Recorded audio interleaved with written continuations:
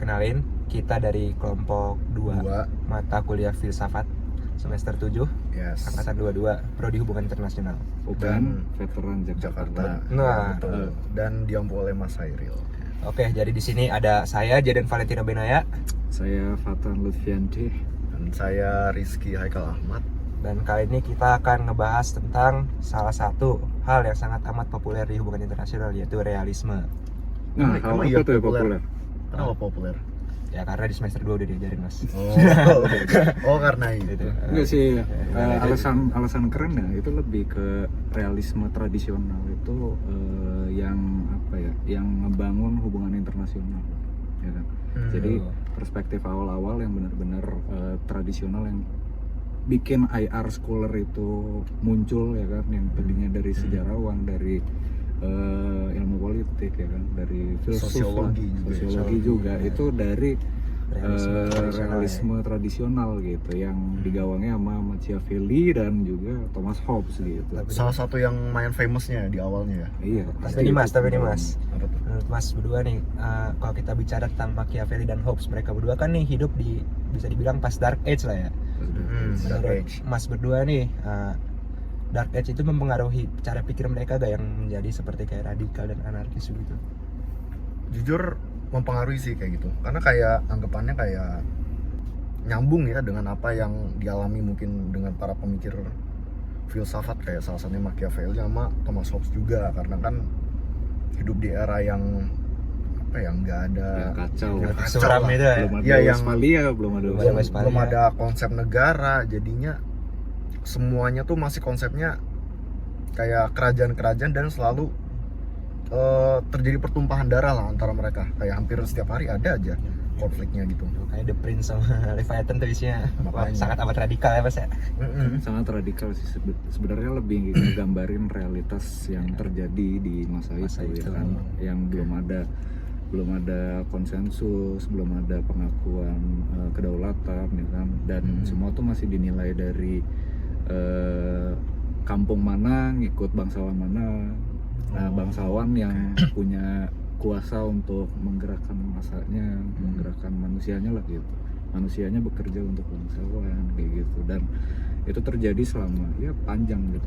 Periode itu sampai 1600-an ya, sampai Westphalia. Kayak kalau dilihat sama orang sekarang bakal terlihat sangat amat anarkis ya. Iya. Padahal sebenarnya itu Realita aja. nafas zamannya emang seperti itu ya. Kan kalau yang apa background dari Thomas Hobbes, kalau yang kalau yang saya tahu itu kan hidup menulis buku masterpiece-nya lah bisa dibilang, Leviathan ya. Leviathan itu di era pas English Civil War, perang sekutu antara Inggris, yang dimana Raja Charles saat itu pengen monarki absolut, tapi konstitusi dan juga gereja menentang usulan itu, sampai akhirnya terjadi perang lah. Dan Charles berapa tuh? Charles pertama kok nggak? Iya begitu. Nah, jadi backgroundnya itu karena terjadi perang saudara antar Inggris yang pro dengan monarki absolut dengan koalisi yang pendukung gereja dan juga dengan yang pendukung konstitusional, tuh saling senggol-senggol sampai pertumpahan darah sampai berdekade-dekade lah. Itu tidak sampai abad Iya, sih, tidak Mas. sampai abad. Tidak sampai abad. Iya, abad 100 ya. Iya, Iya, Mas, 100 betul. tahun, benar. Nah, dari situlah si Thomas Hobbes kayak mulai mencetuskan pikirannya lewat buku yang ia tulis, bahwa perlu ada sesosok Leviathan. monster, ya Leviathan, yang perlu menjadi polisi atau pengawas bagi manusia-manusia ini, karena menurut dia di salah satu paham yang dia sangat ilhami, yaitu state of nature, manusia tuh sangat anarkis dan juga selalu memiliki intensi buruk ke satu sama lain, karena manusia tuh mau terus ilhamnya dari nalurinya tuh manusia pengennya berkompetisi, terus nggak mau damai, nggak mau nggak mau bekerja sama, jadi terus maunya tuh selalu meng-up one each other gitu lah gitu. Jadi kayak wajar sih pemikirannya se ekstrim itu si Thomas Hobbes. Tapi berarti di dalam konteks Thomas Hobbes itu Leviathan berarti digambarkan sebagai pemerintah ya Mas ya? Apa Sebagai pemerintah ya. Kalau diterapin ke international relation bisa dibilang seperti institusi internasional deh kalau nggak Lebih salah ke konsepnya. institusi. Iya. Pemerintah. Karena tapi- kalau menurut Thomas Hobbes itu pemerintah yang which is itu negara sekarang itu diwakilinnya sebagai aktor, salah satu aktor.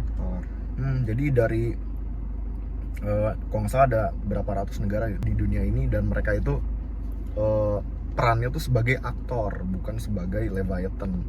Kalau dalam ranah internasional, jadi yang sebagai Leviathan itu bisa dibilang sebagai IC Criminal International Court of Justice, ICJ, terus juga mungkin WHO, IMF, Iya, World institusi. Bank, dan juga mungkin PBB, WHO dan lain sebagainya gitu.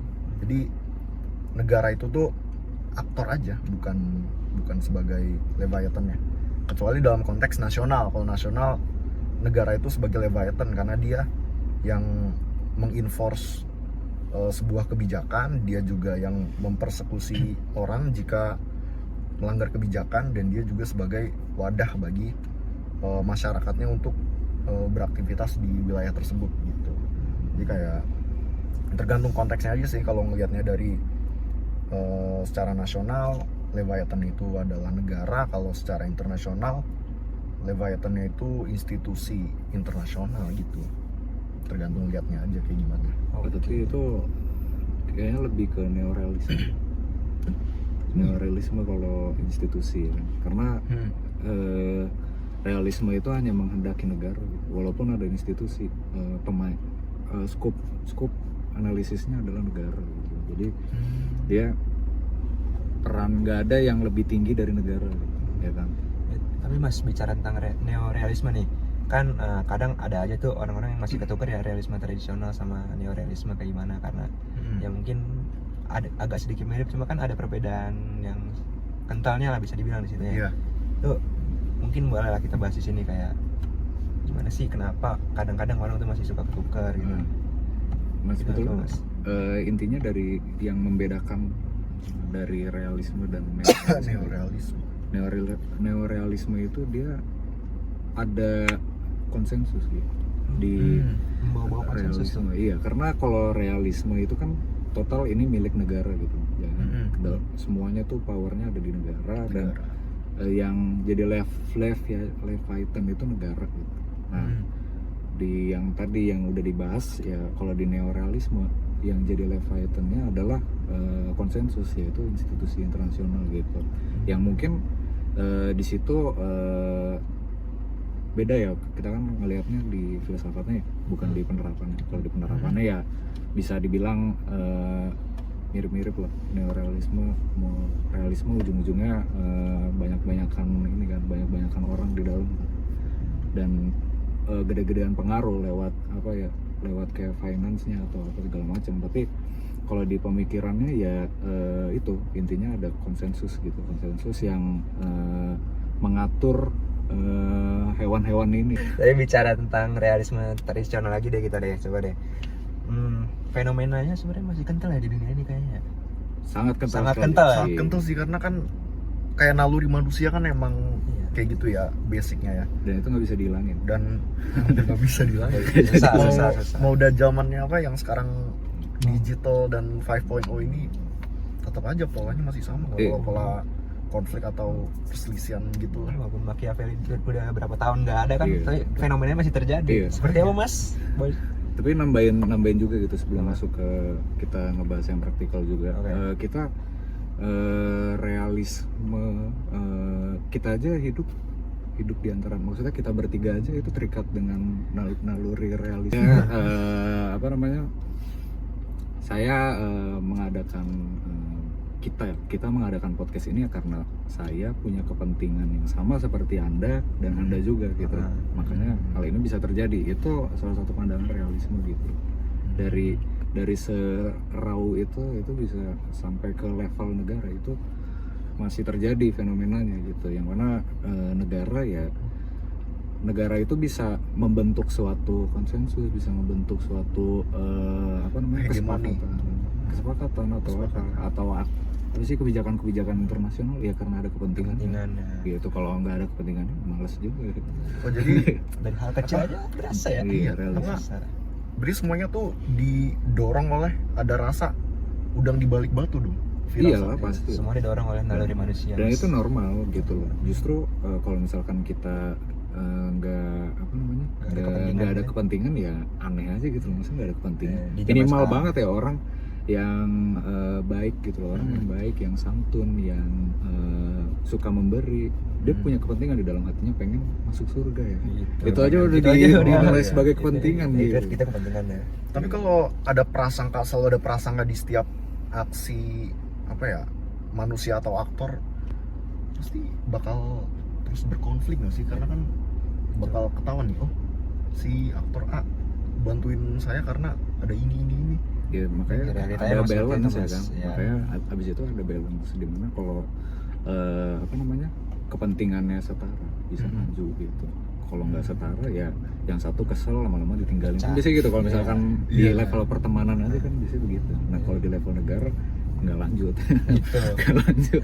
Yang dibilang kalau situasi tanpa konflik juga kayak hampir mustahil sih mas. Iya. Iya Ya, ya. perdamaian hampir itu mustahil. ya kalau menurut perspektif realisme hanya konflik yang tertunda. Konflik yang tertunda.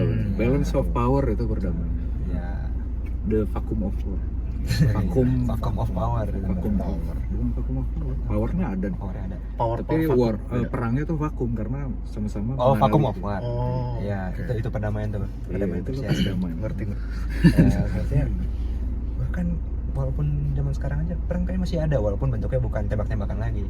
Ada. Perang Ada. dagang Perang kalau sekarang. dagang, terus Seperti tarif, terus tax dan juga dan juga arms race dan kawan-kawan. arms race, bahkan apa cyber war Cyber war ada, ada sekarang. Iya. saling apa Spionase, Spionase, sabotase saling juga. sadap-sadapan apa Iya. data dan juga telepon dan lainnya pasti ada lah. Jangan menganggap dunia sudah damai lah. Tidak Sulit.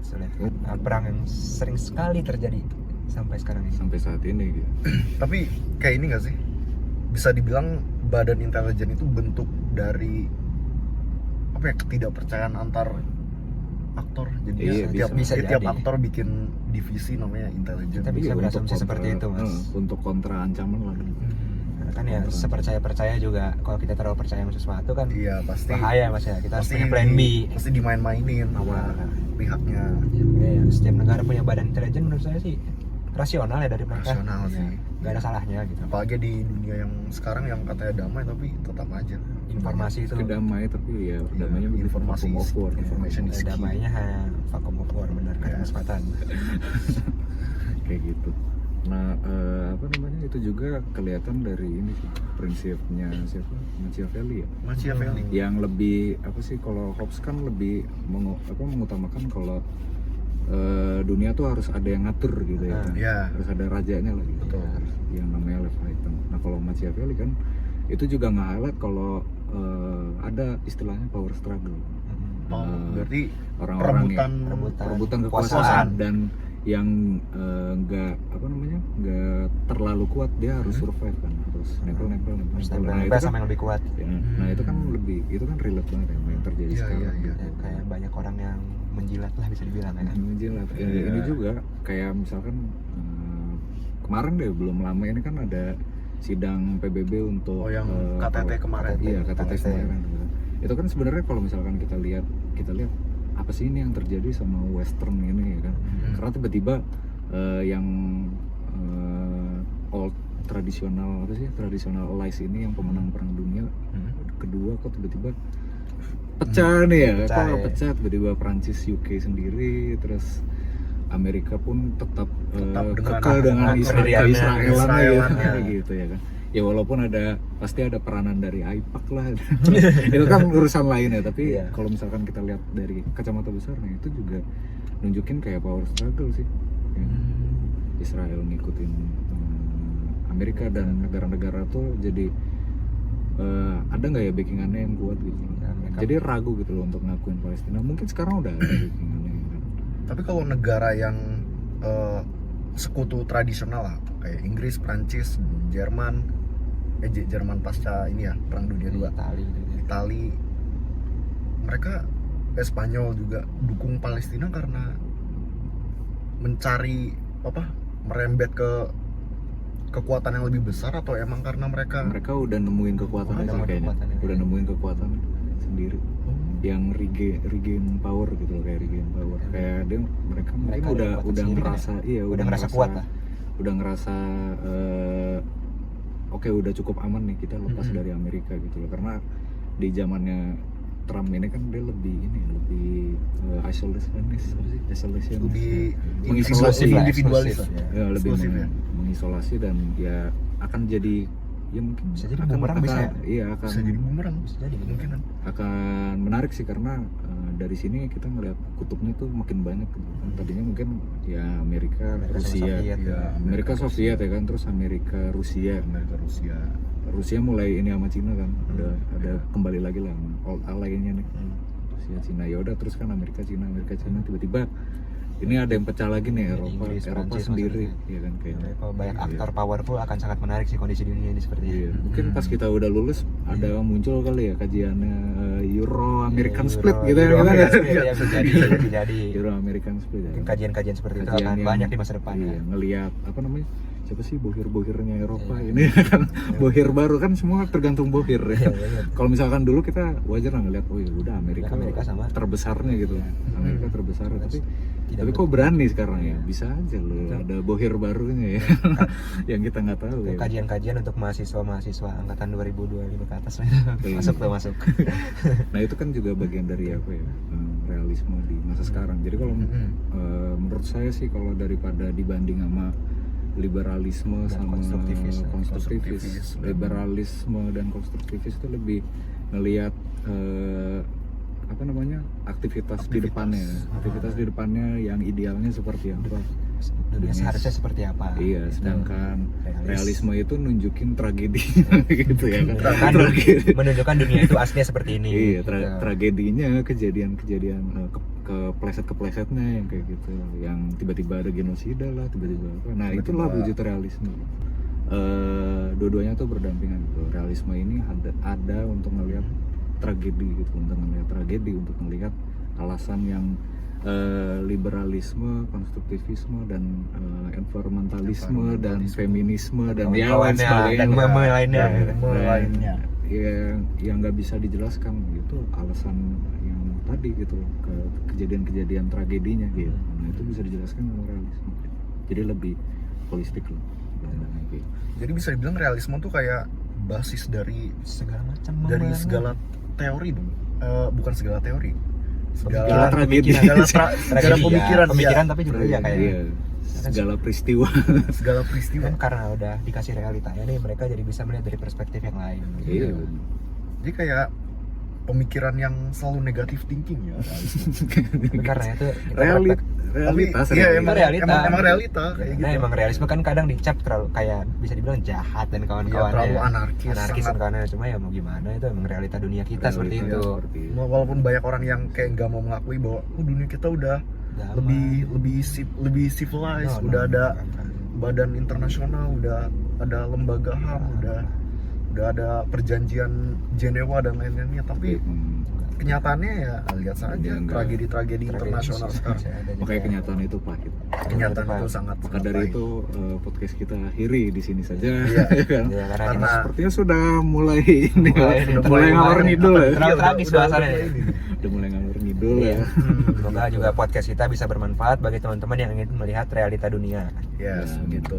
Jadi pandangan dari kita yang nyantai ngebahas tentang perspektif ini, moga aja ya nggak tahu ngomong apa lagi. Tapi ya bingung. jangan ditelan mentah-mentah juga, selalu research lebih dalam lagi biar ya kita kan juga gak bisa percaya sama informasi secara mentah-mentah ya Mas ya. Betul, Iya, betul, apalagi di era betul. post truth ini. Iya, Yaudah, benar. terima kasih banyak. Terima kasih Dan banyak semua. sampai jumpa di video di selanjutnya. video podcast selanjutnya. Mungkin next kita bakal ngebahas liberalis atau konstruktivis, gak ada yang tahu. Ya, Iya. betul. Selamat tinggal. Nah, ini kalau mau mikirin nama podcast ntar di episode selanjutnya. Iya. Ya, benar. Nah,